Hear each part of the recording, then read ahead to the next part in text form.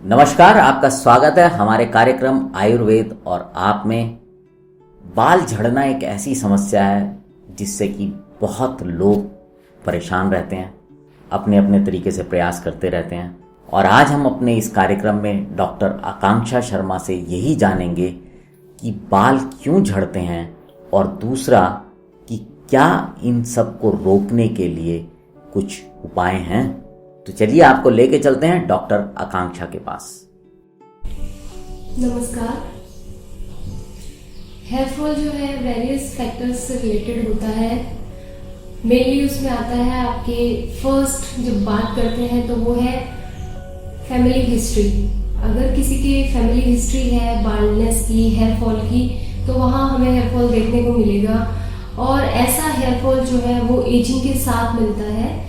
जैसे जैसे एज बढ़ती है तो हेयर फॉल देखने को मिलता है।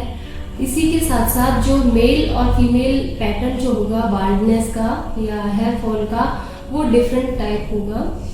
दूसरा जब हम बात करते हैं तो वो आ जाता है हमारे सर्टेन हार्मोनल चेंजेस।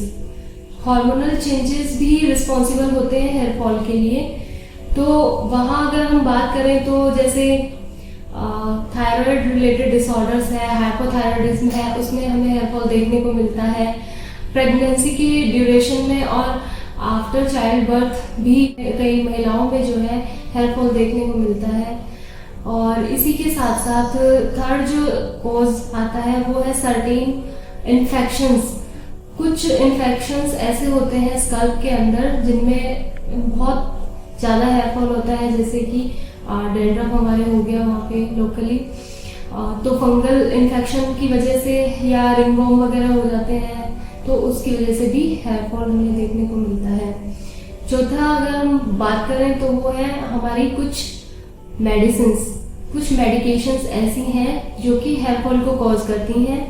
जैसे अगर हम कोई एंटी कैंसरस ड्रग ले रहे हैं या एंटी स्ट्रेस वाली ड्रग्स ले रहे हैं या रूमेटॉइड आर्थराइटिस से रिलेटेड, जॉइंट पेन से रिलेटेड ड्रग्स अगर हम प्रेफर कर रहे हैं तो ऐसी सिचुएशन में भी हमारे बाल जो है वो झड़ने लग जाते हैं।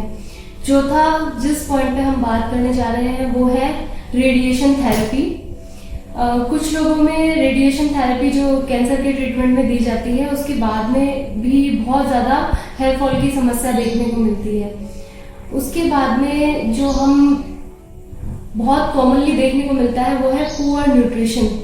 जब हम या तो एक्सेसिव डाइटिंग पे चल रहे होते हैं या हम उन चीज़ों को छोड़ते जाते हैं जो न्यूट्रिशियस हैं, जो हमारे हेयर हेल्थ के लिए अच्छी है, बोन हेल्थ के लिए अच्छी है। कई बार हम ध्यान नहीं दे पाते हैं, उसकी वजह से भी हमारे न्यूट्रिशन की कमी की वजह से भी हड्डियाँ तो वीक होंगी, बाल भी झड़ने लग जाते हैं। तो ये बहुत सारे फैक्टर्स हैं जिसके बारे में हमें पता होना ज़रूरी है।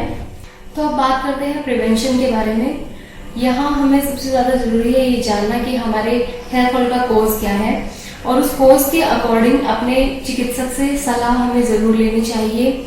कुछ हद तक जो ये हमारे फैमिली हिस्ट्री की वजह से जो बाल्डनेस है उसको हम रोक नहीं पाते हैं, लेकिन उसको भी विटामिन, मिनरल और प्रोटीन रिच डाइट लेकर के हम उस बाल्डनेस को भी काफ़ी हद तक रिड्यूस कर सकते हैं। इसी के साथ साथ हमें बालों के लिए खास तौर पर ध्यान रखना चाहिए कि हम गीले बालों में कंघी ना करें। गीले बालों में कंघी करने से बाल जो है वो रूट से निकल जाते हैं, जिसकी वजह से तुलना करें तो हेयर फॉल ज़्यादा होता है। और साथ ही साथ सूखने पर ही डिटेंगल करना चाहिए बालों को। कभी भी कसे हुए रबर बैंड का यूज़ हम बालों में ना करें, उसकी वजह से भी बालों में स्ट्रेस बनता है और हेयर फॉल बहुत ज़्यादा होता है। बालों को डिटेंगल करने के लिए हमेशा मोटे कंघी का इस्तेमाल करना चाहिए। और इसी के साथ साथ हॉट आयंस है, कर्लिंग आयंस है, टेंस रबर बैंड है, ऐसी चीज़ों के प्रयोग से जहाँ तक संभव हो बचना चाहिए। डायरेक्ट सनलाइट से भी बालों को प्रोटेक्ट करना चाहिए और इसके बारे में हम प्रीवियस वीडियो में बात कर चुके हैं। डायरेक्ट सनलाइट भी बालों को बहुत ज़्यादा हार्मफुल होती हैं। यूवी रेज जो है, यूवी रेडिएशन जो है वो बालों के लिए बहुत खतरनाक होती हैं। और इसी के साथ साथ हमें ज़्यादा से ज़्यादा ध्यान रखना है हमारी डाइट मेंटेनेंस पर। हमारी डाइट बहुत अच्छी होनी चाहिए। इसके बारे में भी हम पहले बात कर चुके हैं कि हमें विटामिन, मिनरल और प्रोटीन से रिच डाइट हमारी होनी चाहिए। साथ साथ अगर हम बाहर जा रहे हैं कहीं, तो जहाँ तक कोशिश हो हमें सिर को, अपने बालों को अच्छी तरीके से ढक लेना चाहिए ताकि सनलाइट हमें ज़्यादा हार्म ना पहुँचा सके। बहुत से हार्श केमिकल और डाइज वगैरह जो हैं वो मेनली जो आर्टिफिशियल डाइज हैं वो हार्श केमिकल से ही बनी हुई होती हैं, तो उनको बालों की रूट में लगाने से हमेशा बचना चाहिए। रूट में अगर हम लगाते हैं, जड़ में अगर हम कोई डाइज या केमिकल्स लगाते हैं तो उनका सीधा असर होगा हमारे बालों की ग्रोथ पर और बाल बहुत ज़्यादा झड़ेंगे। तो हमें कोई भी केमिकल यदि हम अप्लाई करते हैं तो वहाँ उनको रूट पे अप्लाई करने से बचना चाहिए।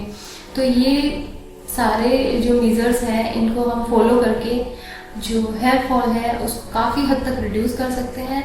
और डाइट मेंटेनेंस पे मैं बार बार जोर देती हूँ कि डाइट हमारी कैल्शियम, प्रोटीन और मिनरल्स से रिच होनी चाहिए। तो हमें हमारे बाल जो हैं वो ग्रे होने से भी बचेंगे, झड़ने से भी बचेंगे। हम आंवला के बारे में पहले बात कर चुके हैं। आंवला जो है विटामिन सी से रिच होता है और ये भी जो है बालों को बहुत झड़ने से रोकता है। इसी के साथ साथ एक बहुत अच्छा प्रयोग हमारे शास्त्रों में भी बताया गया है कि आंवले के रस को बालों की जड़ में वीक में कम से कम एक बार तो अप्लाई करना चाहिए। उसके बाद में उसको 5 से 10 मिनट के लिए छोड़ देना चाहिए। देन अपने माइल्ड शैम्पू या जिससे भी हम बाल धोते हैं उससे बालों को अच्छे से रिंस कर लेना चाहिए।